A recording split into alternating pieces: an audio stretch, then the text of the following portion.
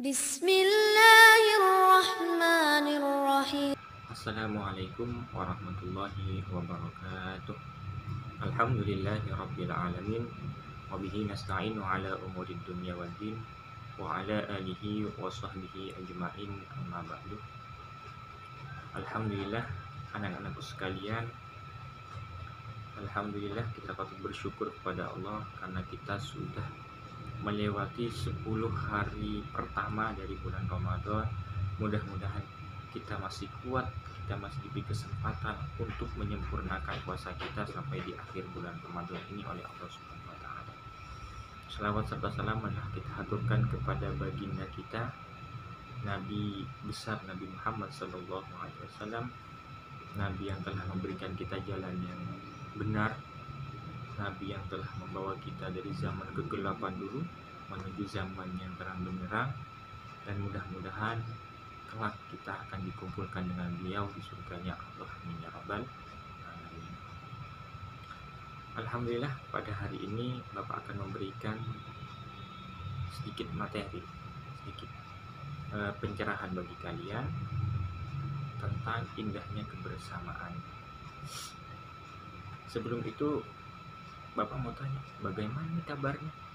Di rumah udah betah nggak? Apa udah bosan? Kalau masalah bosan ya pasti bosan. Bapak juga bosan. Di rumah terus, mau kemana? Mau kesini nggak boleh, mau kesana nggak boleh, mau berlibur apalagi nggak boleh, mau pulang kampung juga nggak boleh. Kenapa? Karena ada peraturan-peraturan pemerintah yang harus kita taati. Tapi rasa bosan itu kita harus kelola dengan cara seperti apa? Dengan cara kita mengelolanya dengan keluarga kita. Caranya bagaimana, Pak? Caranya kalau kita bosan sendiri, bermain sendiri, gak enak rasanya kok. Main sepak bola sendirian, main bulu tangkis sendirian, main pingpong sendirian, main apa-apa sendirian. Caranya gampang.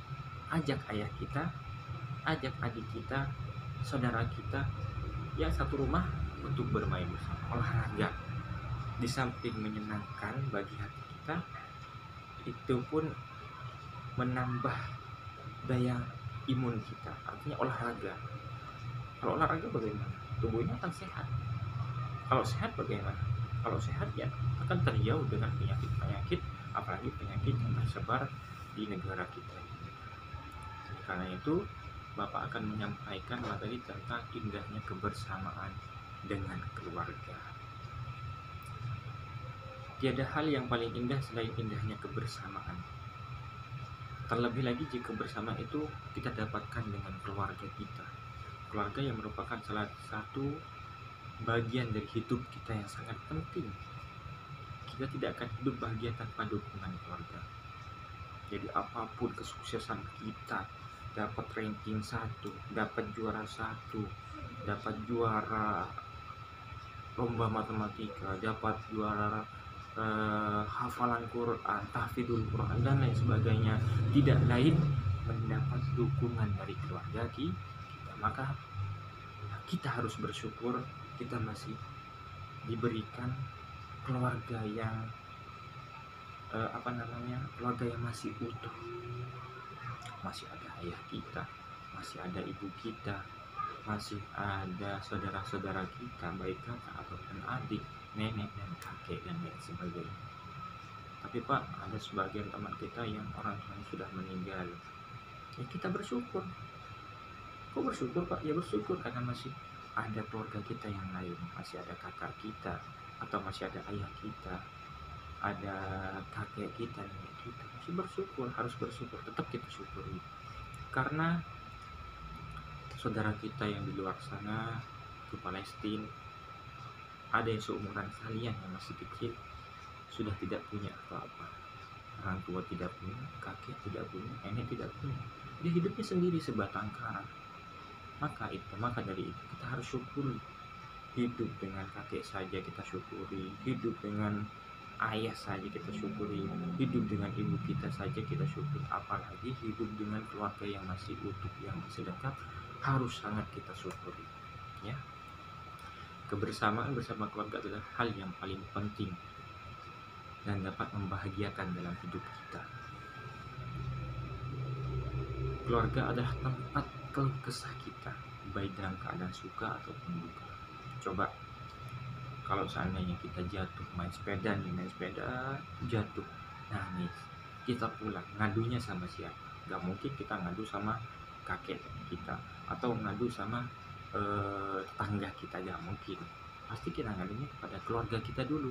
Kalau gak ayah, ibu, atau kakak atau adik kita, kepada keluarga kita tuh. Kamu kita jatuh, kita ngadu kepada tetangga kita, paman, Pak D, saya jatuh.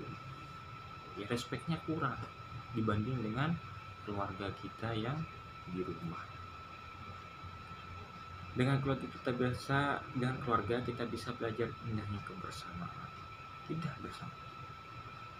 Orang tua kita memiliki makanan, pasti akan dibagi kepada kita, dibagi pada kakak kita, dibagi kepada adik kita, dibagi kepada keluarga yang ada di dalam rumah itu. Itulah indahnya kebersamaan. Coba kalau punya sendiri, kita punya makanan sendiri nih, kita mau bagi ke siapa kalau kita gak punya keluarga? Kita punya makanan, tapi kita gak mau ngasih kepada orang lain. Aku mau makan sendiri, semuanya enak, makan sendiri semuanya enak. Tapi di sisi lain, makannya semuanya ini, dimakan semuanya, terbersit dalam hati kita. Kok saya gak berbagi ya? Rasanya ada yang kurang. Walaupun makanan ini enak, kalau makan cuma sendiri, rasanya gak enak ya. Ada yang kurang. Apa yang kurang itu? Yaitu kebersamaan di dalam keluarga kita. Kalaupun kita punya makan sedikit saja, kita bagi kepada keluarga kita, sambil kita belajar mengikhlaskan sesuatu yang kita punya. Ya, harus kita belajar, latih diri kita yang harus dilatih. Maka cintailah dan hargai setiap waktu yang kita miliki. Apalagi pada hari-hari ini kita diharuskan untuk di rumah saja oleh pemerintah. Hikmahnya apa? Hikmahnya agar kita terhindar dari penyebaran virus. Yang kedua, agar kita didekatkan dengan keluarga kita yang ada di rumah, ayah kita, ibu kita, adik kita, kakak kita, dan lain sebagainya. Kalau di hari-hari biasa, ketika tidak ada virus seperti yang dulu-dulu, mungkin ayah kita bekerja sibuk, berangkat pagi pulang malam, berangkat ketika kita tidur, datanya ketika kita tidur lagi, tidak bertemu dengan ayah kecuali mungkin hari Minggu saja, kan kurang. Tapi sekarang semuanya ada di rumah. Manfaatkan semua kelengkapan keluarga ini untuk kebersamaan kita, kebahagiaan kita.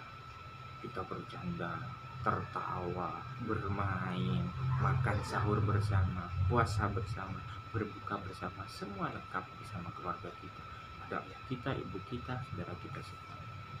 Kalau seandainya pada waktu-waktu lain, mungkin kita puasanya di sekolah sama teman-teman kita, kemudian berbuka puasanya sama ibu kita karena ayah kita masih di jalan, belum sampai di rumah, dan lain sebagainya.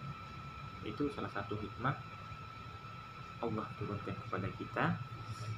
Salah satunya yaitu untuk mensyukuri keluarga kita yang ada di rumah, ya. Kebersamaan yang indah yaitu dimana saat kita sedang berkumpul dengan orang yang kita sayangi. Di saat itulah pasti kita merasakan betapa indahnya hidup ini. Maka kita harus bersyukur masih memiliki keluarga, apalagi keluarga yang lengkap. Ada sebagian saudara kita, teman kita, ada yang sudah meninggal orang tuanya, ada yang sudah meninggal ayahnya saja, ada yang meninggal ibunya saja, ada yang meninggal kakaknya atau adiknya. Bagi kita yang ayahnya meninggal, kita harus bersyukur karena masih ada ibu kita. Bagi kita yang ibunya meninggal, kita harus bersyukur masih ada ayah, masih ada saudara kakak atau adik kita. Kemudian bagi kita yang meninggal dua-duanya, baik ayah atau ibu, kita harus bersyukur masih ada adik kita, kakak kita, kakek kita, nenek kita.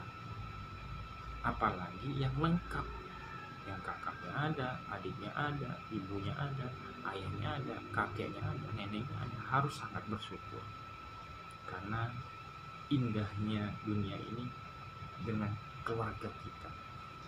ya. Karena ada sebuah lagu, harta yang paling berharga adalah keluarga.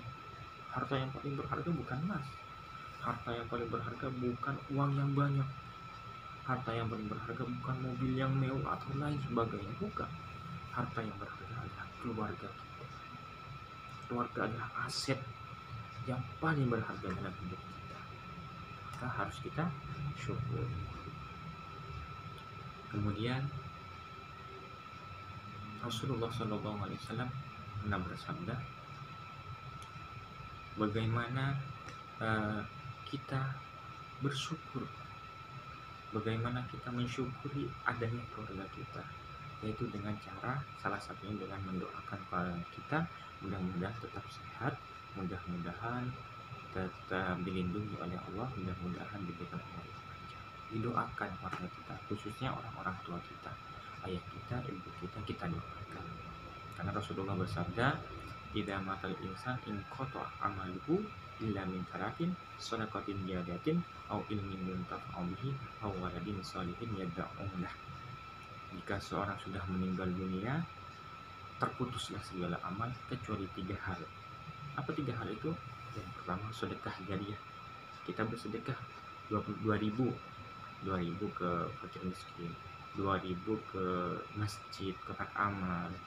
2.000 itu ke masjid, sedangkan masjidnya itu terus dibangun, terus orang-orang berjamaah, dibuat sholat, dibuat kebaikan, maka pahalanya akan mengalir sampai kita meninggal dunia nanti. Itu luar biasanya sedekah. Pak, saya gak punya uang Pak, yang mau sedekah. Gampang. Sedekah itu tidak harus memakai uang, tidak harus berbentuk materi. Sedekah bisa juga kita senyum saja kepada tetangga kita, kepada orang tua kita, kepada adik kita, ayah, kakak kita, nenek kita, kakek kita, senyum aja. Karena senyum itu sedekah. As-shadaqatu at-tabassum shadaqatu. Senyum itu sedekah, apalagi membahagiakan orang lain itu juga sedekah. Itu apabila kita tidak memiliki harta untuk bersedekah. Apalagi hari ini, bulan-bulan ini adalah bulan yang sangat mulia, bulan Ramadan, di mana segala pahala yang kita lakukan, segala amal yang kita lakukan, pahalanya berlipat ganda. Kemudian ilmu yang bermanfaat, karena kita belajar, ilmu kita harus diamalkan. Kalau kita tahu tentang hukumnya puasa adalah wajib, ya kita harus berpuasa. Pak, saya belum kuat, ya kita belajar setengah hari dulu. Nanti kalau udah beduk, kalau sudah zuhur, makan, nggak apa-apa, karena belajar. Bagi anak kelas 1, tapi kalau udah yang kelas 6, jangan seperti itu, karena udah gede, harus belajar, harus kuat, ya. Jadi ilmu kita harus dimanfaatkan. Kalau kita tahu tentang mencuri itu haram, mencuri itu tidak boleh, ya terus kita amalkan. Kalau kita tahu tentang hukumnya berwudu, tata caranya berwudu, ya terus dipraktikkan. Membasuh wajah, kemudian membasuh tangan, kedua tangan, dan lain sebagainya. Jangan sembarangan, wajah kelima, kaki dulu, kemudian tangan. Kan enggak manfaat namanya ilmunya itu. Yang penting tahu tapi tidak diamalkan, ya. Kemudian yang terakhir, menjadi anak yang sholihah. Bagaimana menjadi anak yang sholihah?